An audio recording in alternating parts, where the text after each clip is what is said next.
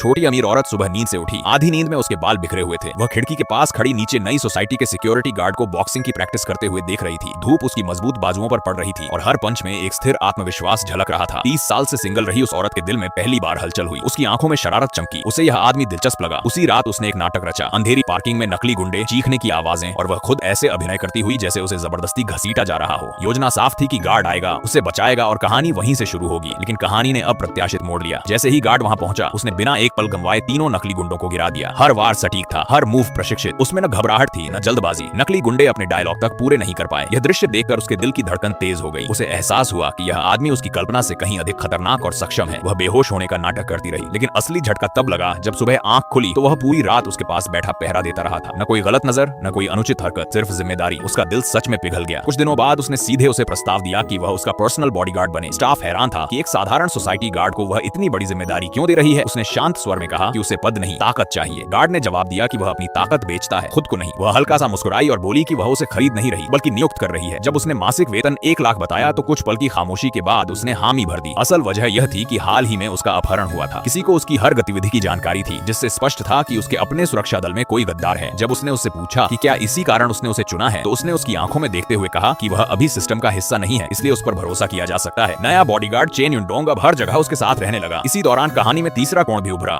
Miss Liu, एक party की रात, शराब, झूठा बुखार और जानबूझकर बनाई गई नजदीकियां। उसने धीमे स्वर में उससे कहा कि उसे ठंडा करे। चेन युनडोंग की आंखों में एक पल के लिए हल्की चमक आई, लेकिन अगले ही पल वह पीछे हट गया और शांत स्वर में सलाह दी कि उसे जिम जाकर पसीना बहाना चाहिए, बुखार उतर जाएगा। मिस लियू का चेहरा सख्त हो गया। उसे समझ नहीं आ रहा था कि यह आदमी उसके जाल में क्यों नहीं फंस रहा। उसी क्षण चेन युनडोंग